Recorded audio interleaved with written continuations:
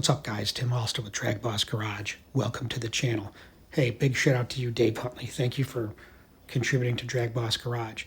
This is a great pro stock story, but you got to listen to the end to hear the irony of it all. What's up, guys? Tim Alster with DragBoss Garage. Wow, this is going to be an episode to remember. There's a guy here. I'm not going to tell you who he is right now, but if you look back here, this is a whole table of pro stock parts. 2 sets of high port cylinder heads, UR-19 Tunnel Ram, a bunch of pistons we'll talk about, the old classic Moroso gold valve covers, gaskets, rocker arms, everything. So where did it come from?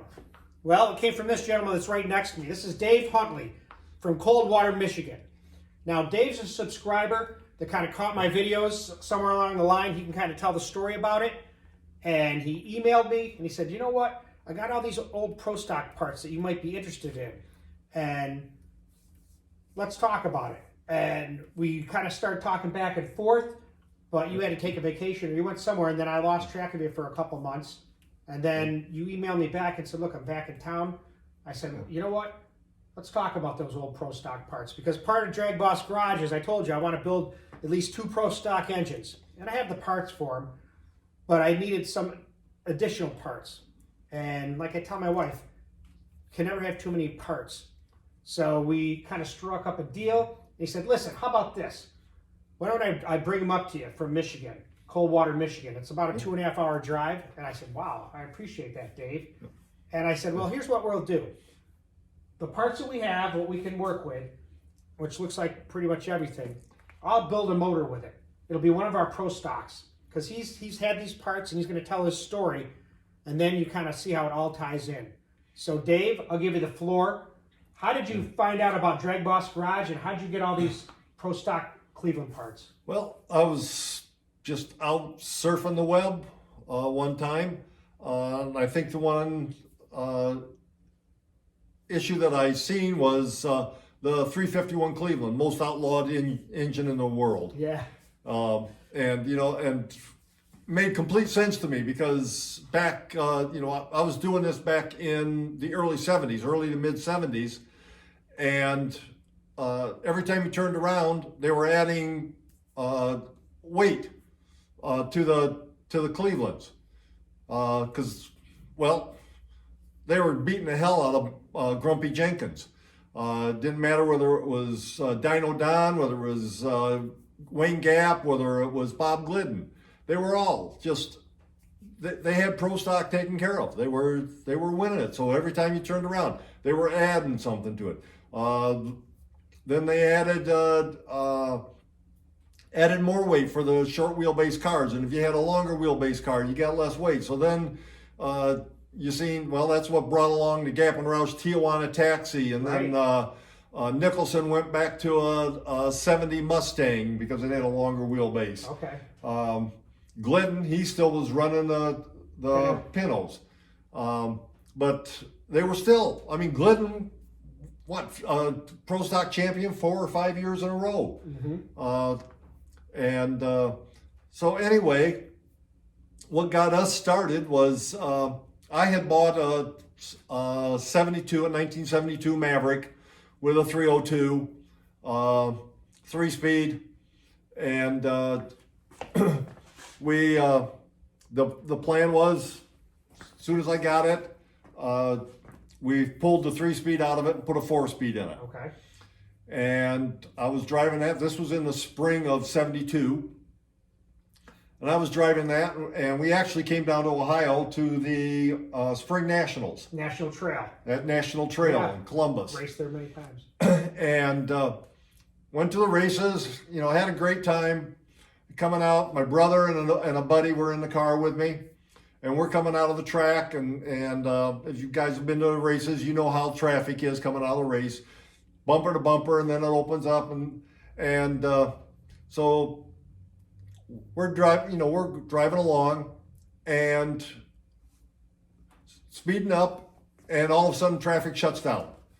And I hit the brakes and come to a stop about a foot from the trailer in front of me. Okay.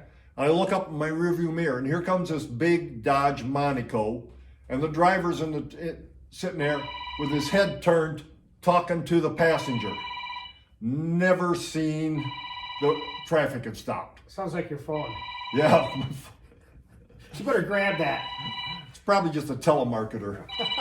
No, it's what, Joan. Hello. So it's his wife. So he said he went on to check on her.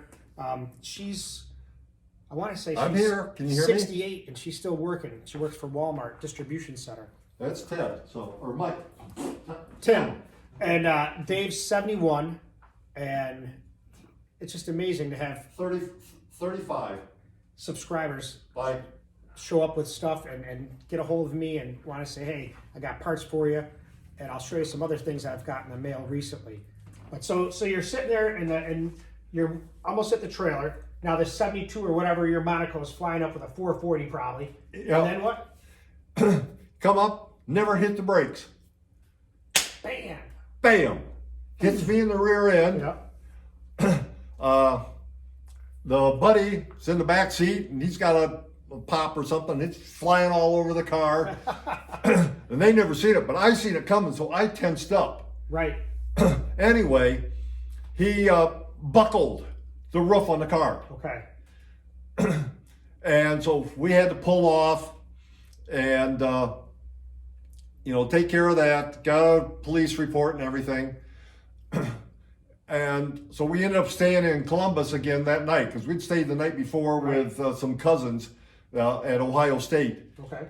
And so we stayed that night again, called home, let everybody know we weren't coming home that night, and drove it home the next day. Got it home, everybody looked at it, totaled.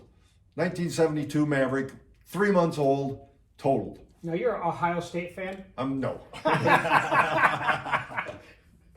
So it's totaled. But you could still drive it, but it's totaled. Yeah, it was totaled, could still drive it. So I drove it through the summer, trying to, get an insurance settlement out of it. Once they told me it was total, I said, okay, I'm going to order another one. So I went to a different dealership because the dealership I bought the car from said they couldn't order another one. They'd exceeded their quota. Okay. Went to a different dealership, ordered the same exact car. 72. 72 Maverick, 302, 3-speed on the floor, bench seats. Yep. Car comes in 6 weeks later, 302, automatic, bucket seats. Ah. I said, I don't want it. That's not what I ordered. And of course, the dealership is like, you got to take it. You ordered it. It's not the car I ordered. So that was 72. Didn't want a 73 because that's when they went to the 5-mile-an-hour bumpers. Oh, the big. Yeah. They went to those big ugly bumpers. Yep, It hadn't, body styles didn't change that much, but the bumpers were just ugly on those cars. Got it. So, what we did was, what I did was start looking around for a used Maverick. Couple years old, found one with a 6-cylinder in it. Okay. Said, okay, well, this isn't bad. What we'll do is we'll pull the 6-cylinder, maybe try to find a Boss 302 to put in it. Looked around. Evidently, we didn't have the knowledge to find a Boss 302. Okay. But we had a guy in town, Tim Arnold. Back in the 70s, he was running Top Fuel. He was tying 2 Hemis together, running them back to back. Yeah. And not very successful at it, but he was into the racing. So, Sure. Somebody we talked to, he told us finally, I know a guy, no place up in Detroit, has got a set of the 351 heads, Boss 351 heads. And this would have been late 72, early 73. Okay.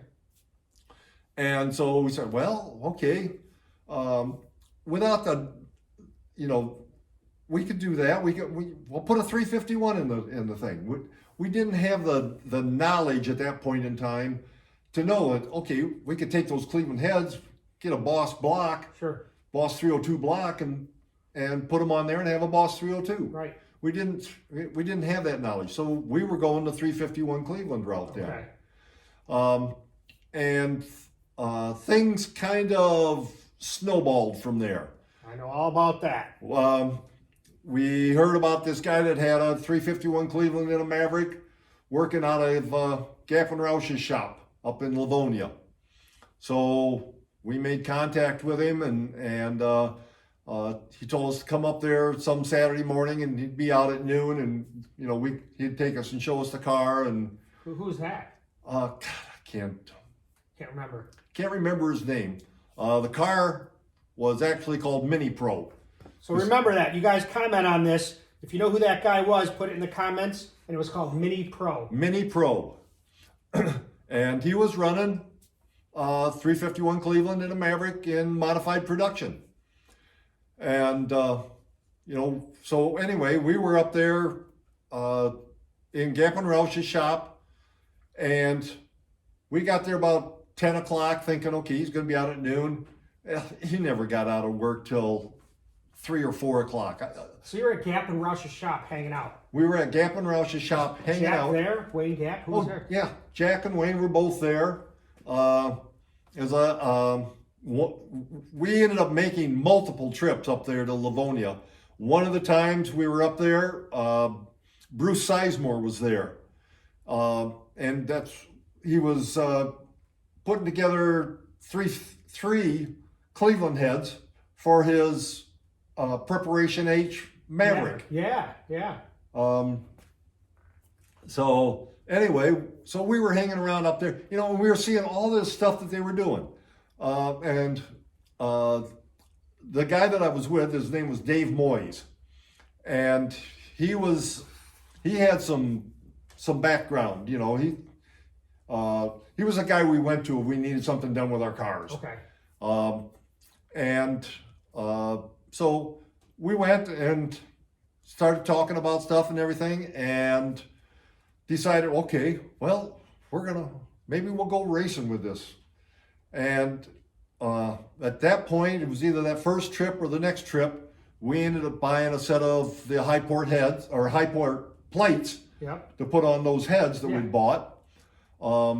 And Dave was taking a vocational class, a machine class at the Calhoun Vocational Center. And so he took the heads up to the vocational center, and that was his project. He was milling the heads back to put the plates on. And we started, saying, okay, I guess we're going to go drag racing. And started building, man. Building. Now, did you talk to Jack? What was he like to talk to? Oh yeah, we talked to Jack. It was funny. Dave actually took a picture because we were talking to Jack, and Dave was, talking to him and everything. And Jack was going to call Dave for something, and Jack, over his phone, speaker or something, their wall phone. Oh yeah. Wrote Dave Moyes and his phone number. And Dave said, we got to take a picture of that. Wow. Nice. So, but we were, so we went back and forth up there. We bought these plates. We ended up buying General Kinetics cam, what they were running at the time. Here? One of the cams here. I want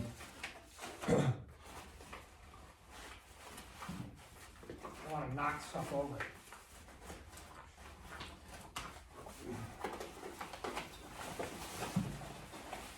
Yeah, check it out. Says here, Jack Roush. You can see it right there. So yeah, that's crazy. These things are all brand new in the box, it looks like. Big roller cam. It's got all the plates or all the specs to it.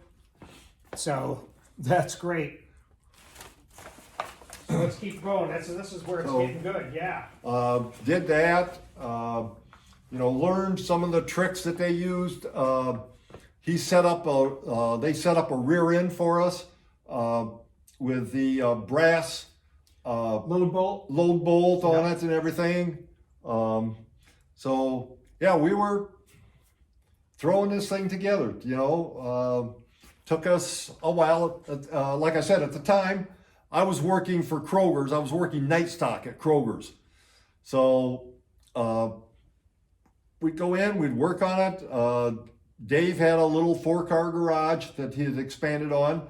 One of our buddies, he had a 57 Nomad in there that he was working on. Okay. But we were working on this and putting it all together. And so I'm thinking probably sometime in 74, well, mid 74, we finally had it put together enough to go racing. Went to a Mile and Dragway on a Sunday.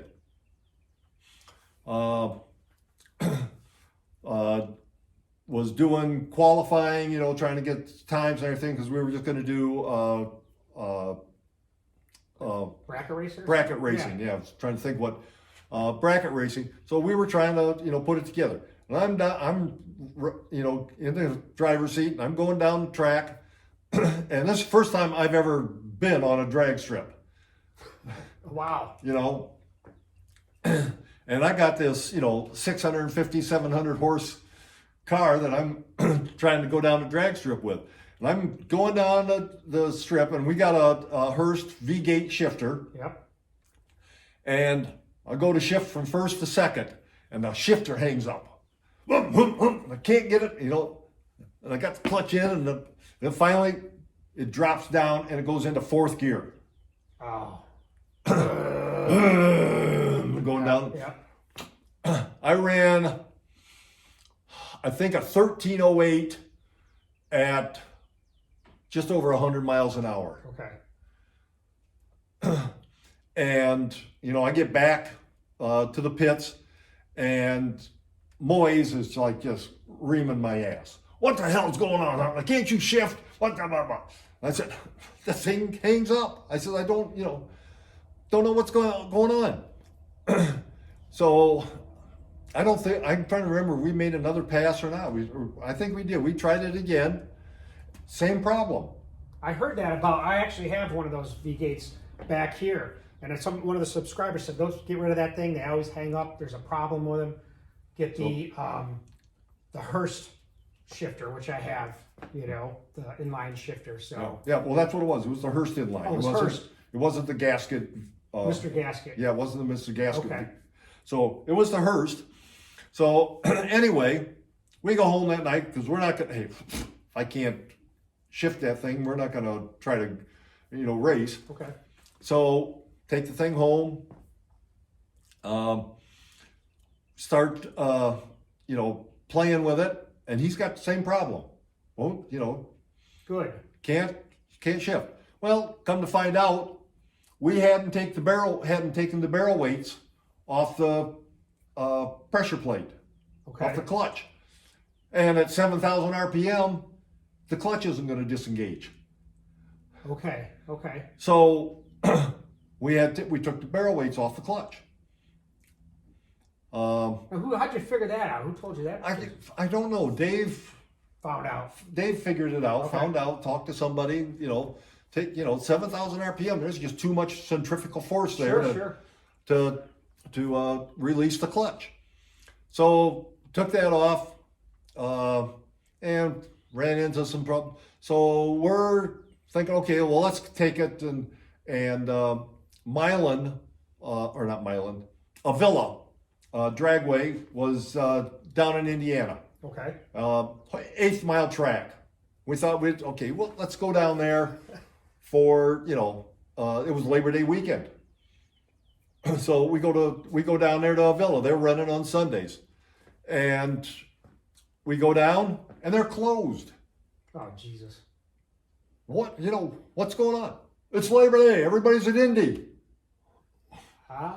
So, okay. But you guys can use the track if you want. So, okay, yeah, we'll go and you know, take some passes, you know, because we haven't had a good pass.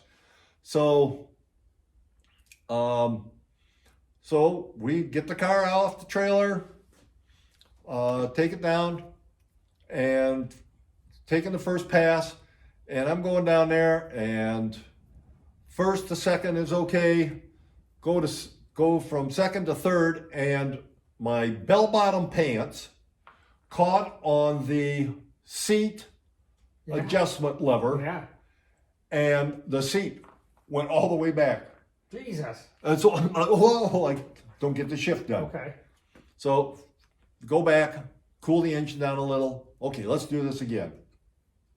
Go and take your pants off and go Yeah, without pants. made sure that the bell bottoms weren't going to catch on that adjuster. Racing your underwear. That's what I do. So, and we were running 543 gears. So we thought, okay, we're going to probably get through all 4 gears on this 8th mile. So How big of a tire, do you remember? we were running 10.5-inch slicks Okay. and spinning them. Do you know how tall they were? 30s. Okay. Okay. Just trying to put that gear ratio and the size of the tire in my head. Yeah. RPM range. Yeah. So we made a second pass. Everything's going great. I'm in 3rd gear, ready to hit 4th gear before the traps. Pull that baby into 4th gear, and the car just shudders all over the place. Boom, boom, boom, just wild. Get the thing, get it turned around and get it back to the pit, and we had spun a couple bearings. Okay. Put a rod, maybe 2 rods, I can't remember, through the pan. Screwed up a couple cylinders, and so Game over. Game over for that motor. Yeah. So we were, trying to figure out what we were going to do, and at that point, I was a regular subscriber to National Dragster. Yep. So I was looking through and checking the ads, and guy out of Chicago was selling a 351 Cleveland Pro Stock, Gap and Roush motor. Yep. So we checked with him, $3,000. So I went to my friendly banker and see if I could borrow $3,000 on a note. What people do to go racing. And got the 3,000. At this point, Moyes was now working. He was working for Eaton Corporation, Yep. and he was out in Iowa, helping put together a new plant. And so he was in Iowa. He was coming back, and they were flying him back. They flew him into Cicero. Is that Cicero, just outside of Chicago?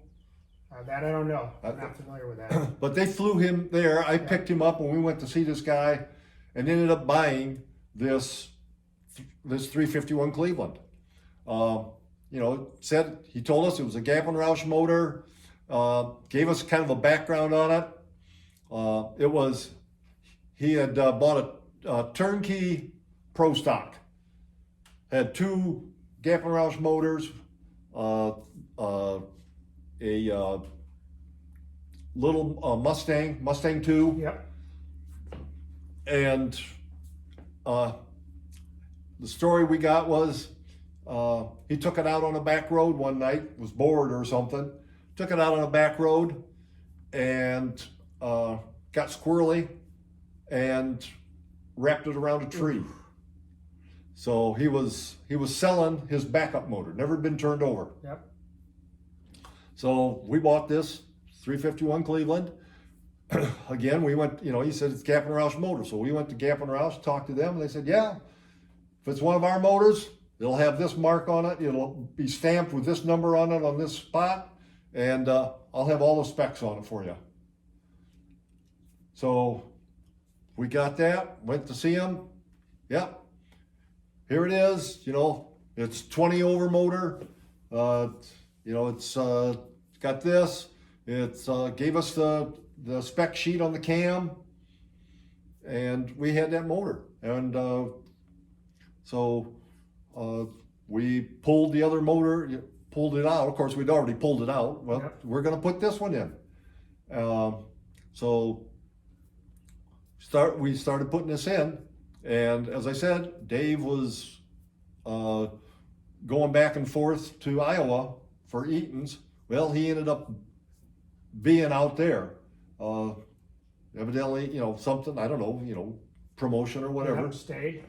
So he ended up staying out in Iowa, and he was the brains behind the whole thing. Yep. I was the money man, he was the brains. Okay. So that kind of ended my racing career. Wow. Now, is that the motor that you had in the shed? Well, I had both blocks in the shed. Okay. We had, I told you, I said Yep. Tim Arnold. Yep. Well, he got a hold of us, hold of me, and wanted to know if he could borrow the block, because he was mocking up some guy up in the Kalamazoo area was putting a 351 Cleveland in a Mercedes. Okay. And he had a set of old heads, but he needed a block to put them on to mock everything up. So he asked me if he could borrow this block. I said, "Oh yeah, I'm not going to use it right now." And so he borrowed the block, and it took me a year to get that block back. Okay. And I ended up having to go get it. But Tim's dad owned a machine shop, or owned a parts store with a machine shop there in Coldwater. Yep. And when I finally got that back, he told me, he says, "I'll take care of sleeving it for you." So sleeved the 2 cylinders that were bad. Never bought any more rods and pistons for it or anything. So I had that one apart. Like I said, I had this Maverick. I was trying to figure out if I was going to be able to do something with it, or go racing again. Yeah. Do I have enough? Ended up getting married, and kind of everything kind of went to the wayside. Okay. Pulled the motors out, kept a hold of them, said, maybe someday I can. So had this stuff stored around the house. Since 74 or 75. Since 75. Okay. Some, So these parts have been sitting in your garage, your shed, since 1975. this stuff actually was all down in my basement. Since 1975. Since 1975. Wow, this blows me away. Probably. Well, He originally told me that he had, that was the Gap and Roush motor, that was a short block or something, you said you had, and then another block. Yep. But he had a shed that was on a property, and someone broke it and stole the stuff? Yeah, I'm thinking about, we built a house and moved out of the house, the house was vacant for about 10 months. And I'm thinking during that 10 months, somebody probably got in. Okay. And we actually sold the house on a land contract to some friends of my daughter's. Mm-hmm. And so I could leave some stuff there. Never really went and checked to see whether that stuff was there. Right. Yeah, everything that was in that shed that had any value was gone. There was the 2 Cleveland blocks, 289 block, Yep. a couple Cleveland heads that were just dummy heads. I think they were probably 2-barrel heads. Yep. Yep. They came back with that block when I got it back from Arnold. There was a 65 Mustang passenger door in there. Yeah. And I think that's probably about everything that was of value. Oh, there was a set of headers that came with that when we bought that block, that engine out of Chicago. Yep. We got the headers for it. So we just went and started checking, and everything was gone out of that shed. Except for all these parts, and we're going to show you some of these. Like these pistons here. Let's see. Let's just pull out one. So these are original BRC pistons. from 1975. You know, obviously the rings are junk, big deal, but the pistons look like they just need to be cleaned up, like brand new, you know? Look at that. You know we're gonna have to put this together. So, that's this. I love how the patina, the boxes are like from 1975. There's the General Kinetics can, one of them. Let's show people this, if they can see this. Let's look at what we have. I don't want the box to fall apart, so we'll just set it down. Ooh. You got it, Dave? I'll bring the camera over and we can take a peek at it because guys like to see this stuff. So these heads here, these are the high port heads that have been sitting since 1975. Now the funny thing about high port heads is the exhaust ports are always different on a lot of different heads. This has almost like a D-shaped, you can see right here, exhaust port. The other ones were all round. Yep. Were round. So these are all complete. I think they have new valves in them. And what's in this box here, Dave? That's all the rocker arms. Rocker arms. Oh, yeah. These General Kinetics rocker arms. No kidding. Nice. So, the UR-19 intake. You can see it right here. as a side note, I was, after I left Kroger's, I went to work for the state of Michigan, and I ended up working in Lansing. Okay. One of the ladies I worked with, her husband worked for Jack Roush, grinding cams. No kidding. And I was told that Jack ended up buying out General Kinetics Okay. and was using their stuff. He was grinding his own cams for his NASCAR cars Really? right there at his shop in Livonia. No kidding. So That's cool. What's in here, Dave? Are those the head gasket packages? there's some Oh yeah, oil pan rail gaskets. Yep. some pan gaskets. There's a set of head gaskets. Oh yeah. The question is what I use those compared to the new stuff. You know what I mean? Yeah, because these are Ford service parts from Oh yeah, they are. 74, 75. And then there's the cams we talked about. And we have the cards for those. There's another cam. I think one of them might be a solid lifter. Like that one might be solid lifter because it's got the dark colored Yeah, the lobes. first one that we got from when we bought, they were just still running solid lifters at that Okay. point. Then a couple years later, they switched over to rollers. Now, what are these? You know what these are, guys? The classic Moroso gold valve covers everybody loves. Had to have those higher ones because you had Stud girdle. You had the stud girdle on there. Now, I've never seen these before. Those are factory. Yeah. These are. You don't see them with that. That's nice. Very cool. Let's see this set of heads, Dave. What is under here? Oh, yeah.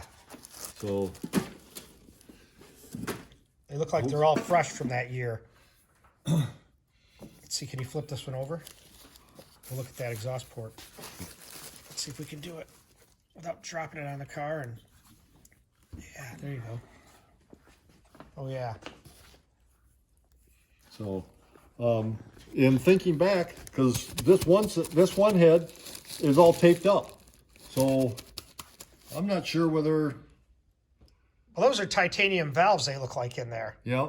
All titanium valves. DOZ something I see here. It looks like on the number here. Yeah. Nice. And there's the round exhaust port. Beautiful. So hey, you know what? Why not? I could probably just go ahead and do this. Check the springs out, spring pressure, and look at them and clean them all up. Run them. I'd like to do that. Run it the way it was and see what happens with it. You know, clean those rods up. What are those pistons? Do you remember what they were? They're 20 overs.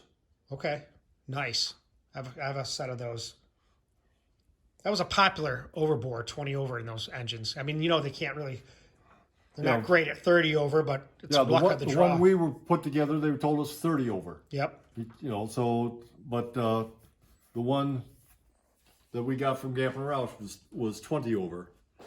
And then It's brand new intake. Doesn't even look like it's ever been run, was it? never been run. Wow.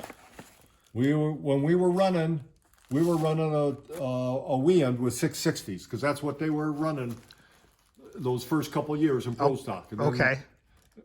in order to make more power, they went to the rollers. They went to the Dominators. Got it. So. And I have two sets of those Dominators, so that's what we're going to put on this right here. We'll build that and put it on there. So let's see. I have a block, plenty of blocks. We have the heads. We got a cam we can try. We got the intake. I got the carbs. We got rocker arms. Gaskets, really. I mean, who knows? It'd be kind of cool to just clean stuff up and put it together the way it was. Not even, well, I got to clean it up. I can't have something dirty and oily. But it would be cool enough to just clean it up and put it together and see what happens. Be a fun little project. I think that's what we're going to have to do. Man, it's amazing.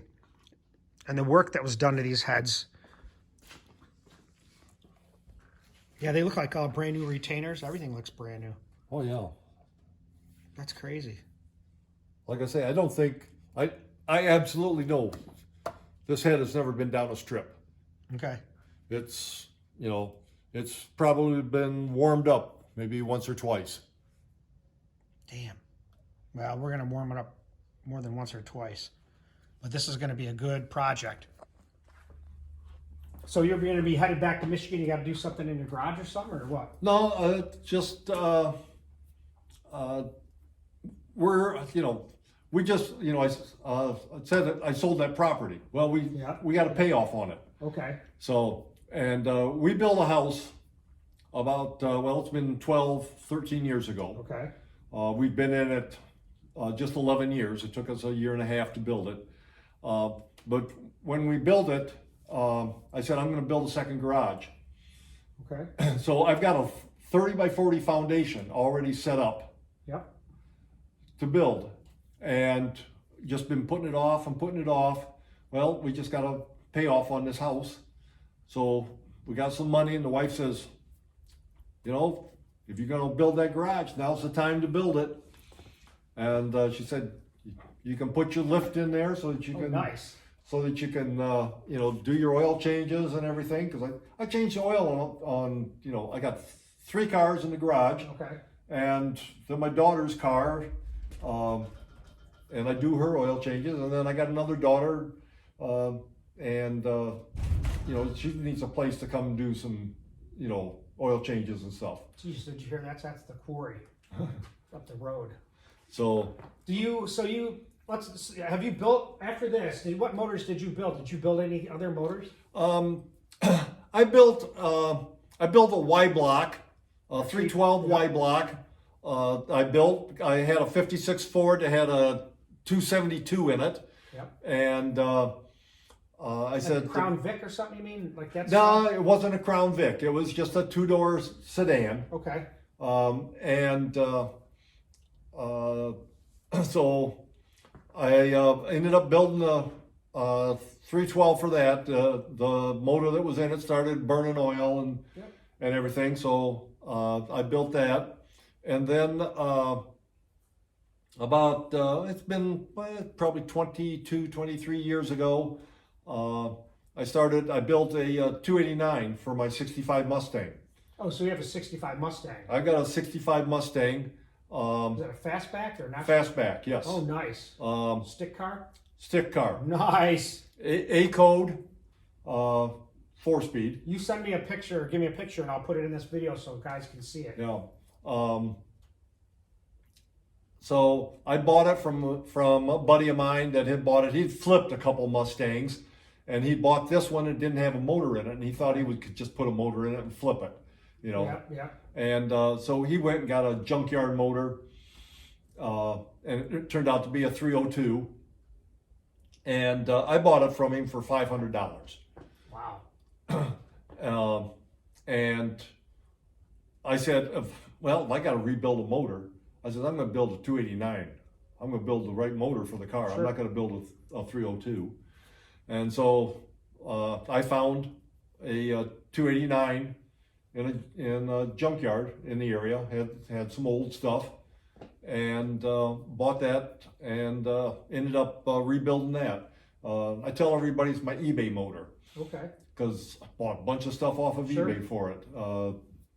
Intake, cam, valve covers. I got a set of gold valve covers on it, just like Moroso valve covers, just like that. Oh, no kidding. On the 289. So yeah, I've got that sitting in my garage. When I bought it, basically I bought it as a shell. Like I say, he'd put a junkyard 302 in it. Yep. Wasn't hooked up or anything. There was nothing from the radiator support forward. No radiator, no headlights, no nothing. The fenders and the hood were all mismatched, and it was painted a tone of blue that was orange peeled. Okay. I mean, terribly orange peeled. And I got that and started doing a little research on it. Found out that the car was actually a black car with a black and white interior. And they had painted the vinyl seats blue. Okay. So, I, through the years, I put that, started getting stuff. Actually kept it through a divorce.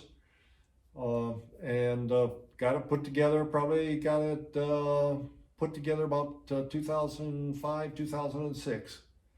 Nice. Got it all put together so that I could drive it on the street. And the story on that is the 4-speed that I put in it is the 4-speed that was in the Maverick. Behind these Clevelands. What was it, a top loader? A top loader. Yep.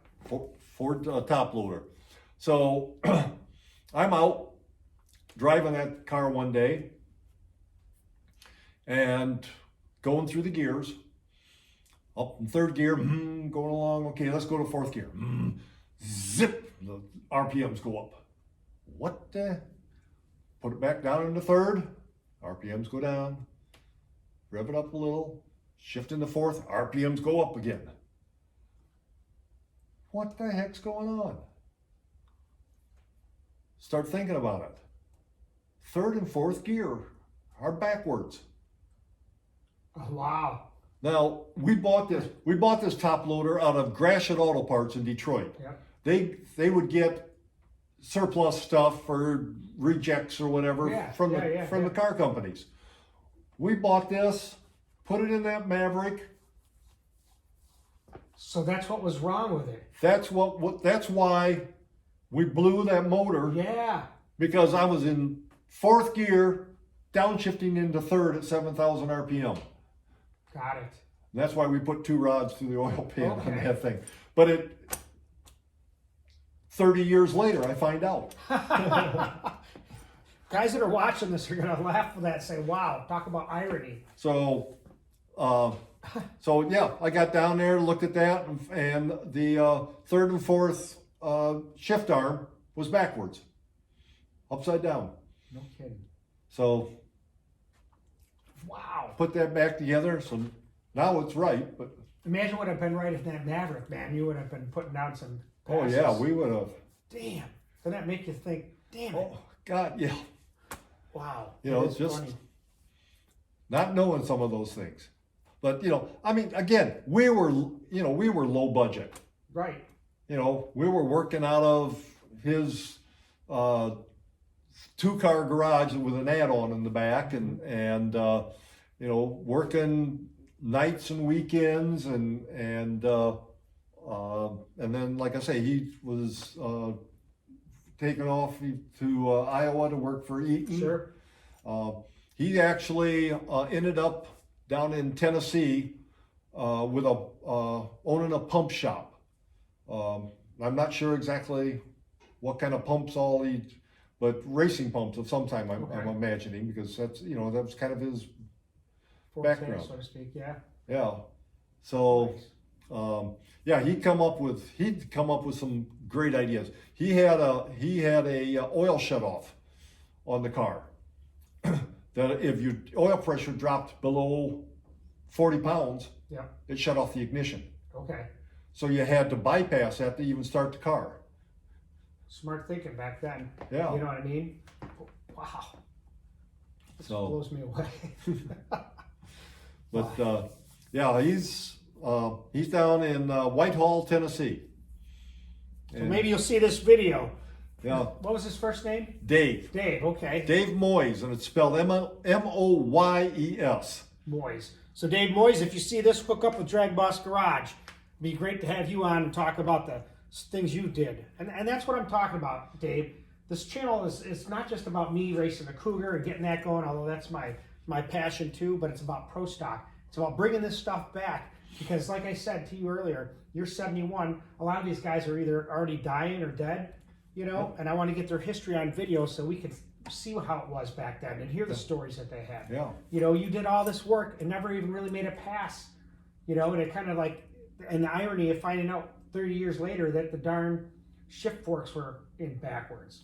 So I appreciate you coming here and sharing your story with us, and you'll be staying tuned to the channel because we're going to build these parts. We're going to put them in. We have everything we need now, and I know you want to see what it's going to do. So we'll get it built somewhere along the line because once I have the Cougar done, and that's going to be, it's pretty much done. I got to finish the transmission, get that finished with my daughter. I got to work on the bell housing and the flex plate spacing. I want to do a couple things with that. Once I make my 950 pass, then I'm just gonna race it when I can. I'm done with it for a while. I get on the wife's Mustang, then I can start these pro stock builds. That's my plan. And the DragBoss 427. I have a 427 Cleveland aluminum block. It's at BS. They've got most of the parts now, so now it's getting back on that, paying for that, and getting that going. And that's gonna replace this 409. I'm gonna put that. That's gonna be 850 horse. I'll put it in this.